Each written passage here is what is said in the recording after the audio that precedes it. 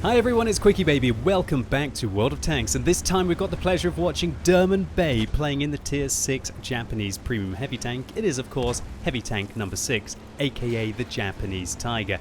And this replay was brought to my attention by Fari, who's his friend, so thank you Fari for that, because maybe Derman's being a little bit shy, and he's got nothing to be shy about because this replay is awesome. However, no spoilers. Also, one of the reasons why I like this replay, it's a Tiger. This was the first tank I wanted to get when World of Tanks was released, and I was playing that closed beta back in 2010. I wanted to get the German Tiger. Now I know that's very cliche.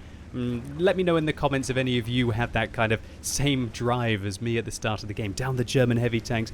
Get to the Tiger as fast as I can, yeah? That's how I felt. But a lot of you who get to the Tiger will realize it doesn't really feel like it has that much armor, right? Sure, it's got great DPM, good accuracy, great penetration for a tier 7 heavy, and it also has a big old slab of hit points at 1,500. Its armor, that 100 millimeters of armor, doesn't really feel like it stacks up compared to really the make-believe tanks that are kind of around about tier 7, 8, and 9, right? So that's why having one of either Tiger 131 or the Japanese Tiger, who are statistically identical, by the way, is really fun in World of Tanks, because you start to feel that you are the Tiger and you can ricochet some shells and your gun is still pretty good. Well, it's not as good as the tier 7 German heavy tank. It's a more of a short 88, which has much less penetration. But its alpha damage is still 220, which is impressive, and it fires a good amount of rounds a minute. Alright, so Derman just vanquishes a KV-1 on the enemy team, and now this is a very dangerous tank, the OI, who seems to be coming around the corner trying to focus down Derman and not focusing down the KV-1 here. However, Derman has dabbed the 2 key here to increase his penetration from 145 all the way up to 194, and so that is enough to go through the front of the Japanese heavy tank, his opposite number, and immediately switches back to armor-piercing rounds. And that's exactly what premium rounds are there for. You see that Derman, he's not using premium consumables, he's only firing premium rounds exactly when he needs to deal with the immediate threat on the enemy team in the form of the OI, who frankly would have just been able to pick him apart, and hardly any tanks on his team would have even been close to being able to contest the OI unless you get the side or the rear armor. But how can you flank in this scenario? So Derman puts one round through a bit of a blockade there that also goes through the Marder 38T's turret. And with the low amount of hit points at these low tier levels, Derman's able to finish him off with 2 shells and then turn his attention to the duck tank. Is it going to be last quack for the duck? Not quite yet. 4 kills now for Derman, unable to pick up his 5th on the tier 4 French light tank. Alright, so now Derman racing around the corner here. There's a Swedish tank, there's a Soviet tank, there's also a British tank that's trying to be American, I guess, in the form of the Grant. I thought that was the Lee. Either or, doesn't really matter. Oh, Derman, your first poor shot of the game, unable to hit the Lago. And now look, the enemy is starting to really get confident in numbers. They think, oh, come on, can we take him? Can we take this Tiger? Well, if I was them, I probably wouldn't try. But then again, look, they've got a tier 6 medium tank in the form of the VK302 on their team. And they decide that it's time to push. All right. Derman shuts down the Lago, shuts down the Grant, turns his attention to the VK, who rams into Derman, which lowers his hit points enough to allow the alpha damage from the vehicle behind from the Matilda to enable Derman to shut him down and in quick succession pick up 3 kills. Make that 4 kills. And a player called Full Heat on the enemy team fires a premium round there through Derman's hull for 154 damage. Alright, now Derman turning his attention to a tier 5, yeah, it's a tier 5 German reward vehicle, the Stug. He hits 1 shell, lowering the Stug's hit points to within a 1 shot. He's going to try and blind fire here. Will he kill the Stug? No, the Stug must have moved alternatively, or maybe just kept so still, or Derman didn't quite find the position. But there's the duck tank. Okay, final quack for the duck. And Derman picks up 9 kills just over 4 minutes into the game. This is absolutely ludicrous. An absolute monster carry here for the heavy tank number 6, although the stars might be aligning for Dermot here, as he has killed every single tank on the enemy team, and shutting down the box tank now means that there are only tier 5 and tier 4 vehicles on the enemy team. And that box tank was the immediate threat to Derman, with 440 alpha damage on the standard rounds and I believe 510 on the premium rounds, and more than enough penetration to contest the front of the Japanese Tiger. Good thing that Derman shuts him down. Now talking about dangerous tanks, oh Derman, calm down. Calm down, buddy.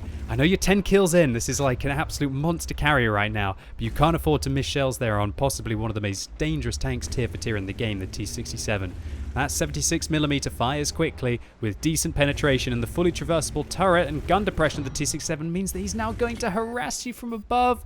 T-67 bounces the first shell, bounces the second, but Derman punishes the T-67's ignorance, shutting him down and confirming 11 kills now. Ladies and gentlemen, Derman is one away from the most kills I've ever personally got in World of Tanks, which was 12, albeit at a higher tier in the E-75. Let's see what Derman's able to achieve now, as he is contesting a Kolobanov's medal as well, right? Now, I'm not sure if the Su-100, the box tank, died just before or just after. We'll have to find out. And oh god, I just noticed! No! The box tank was in QSF! No, why? That's not fair. Oh, commiserations. Commiserations to, is that Front's leader? But Front's did pick up 5 kills here.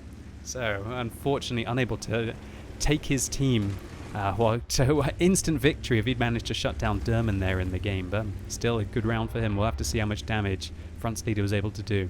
But anyway, let's focus back on the hero of this replay, Derman Bay, facing now a 1 versus 4 situation with the Stug 4 very, very sneaky, as we saw earlier. Derman looks like he might be using coated optics in this tank. Maybe not. Maybe he's just going for vents. Well, what's actually the base view range? Oh, wow, the base view range of this tank is 370, which strongly suggests to me that Derman is not actually using coated optics. We don't have to worry about that right now because the enemies are right in front of Derman's tank and he doesn't need coated optics to shut down these 2 artillery. Firstly, he kills the Birch gun. Then he tracks the M41, shuts him down. Those artillery were expecting him to come from more of this location on the map, and Derman flanks around to be able to pick up 2 kills, now halving the remaining enemy vehicles and securing 13 kills. Alright, that's 1 more than me now. Alright, now Derman, don't choke. Rezanai Heroes Medal on the table, the rarest of them all, the one that nobody gets. But oh dear, oh, this is not the way that you want to get a Rezanai Heroes Medal, because it actually looks like the Su-85B on the enemy team was AFK. But Derman, don't tunnel vision right now, and he doesn't. Good stuff. Notice the Stug 4 right behind him. Stug 4 hits him once, Derman zeroes in, hits the mid plate, and wham bam, thank you ma'am. Derman shuts down the Stug 4, confirming 15 kills. Ladies and gentlemen, irrelevant of what the matchup was like in this game, Derman shut down every single one of the enemy tanks, including all of their top tier vehicles, obviously, to nail the mother of all carries without seemingly even breaking a sweat. Although now, I think Derman probably was sweating by the end of this. Firstly, lives in a very hot country, so I hope Derman has some good aircon. I've been in Turkey, the south of Turkey, when I think it was like 40, 50 degrees. That's Celsius, by the way. And people were just basically not doing anything and then having a dip in the pool and then going back to not doing anything. So to be able to play World of Tanks in a game like this, I would have been absolutely sweating it, buddy. But we did see some nerves against the T-67, for example. But Derman secures this game with still 559 hit points left. Bring on another 15 tanks, right? I think Derman can take them on, although maybe not all at the same time. So unsurprisingly, an ace tanker as Derman picks up 1,953 base experience points. What a gigantic game here, and 10 Battle Heroes medals, as we're all going to read them out. The one that nobody gets, the Rezanai Heroes medal for killing 14 vehicles on the enemy team, at least 14, this time 15, a Kolobanov's medal for standing alone against at least 5 opponents, a Pascucci's medal for killing those 2 enemy self-propelled guns, a Steel War medal for actually blocking shells, or just squeaked it with 14 hits and over 1,000 damage blocked, a high caliber for those 3,463 damage, and yeah, oh look, Front's leader did pick up 1,500 damage for his 5 kills. It wasn't quite enough here, and Dermot also picks up a rather tasty profit, 60,000 credits without a premium account. Well, I tell you what, I can't be having that, Derman Bay. I'm going to buy you a month of premium personally, and Wargaming got a special offer on right now, and so it's going to come with a free BT7A if you didn't manage to get that. And so enjoy, go forth, and may the credits rain down upon you. So, Derman, congratulations to you on this mammoth game. Thank you so much for uploading it on the What Replays website, and thank you to Fari for sending me the replay, well, at least the link to it, to draw my attention to it. I really enjoyed it, and I hope all of you out there did as well. If you did, make sure you give this video a like, but if you hated it, make sure you give it a thumbs down. And let me know in the comments down below, what is the largest amount of kills you have ever got in World of Tanks, and what tank was it in? And as always, thank you so much for watching. You've been epic, and hopefully I'll see you soon.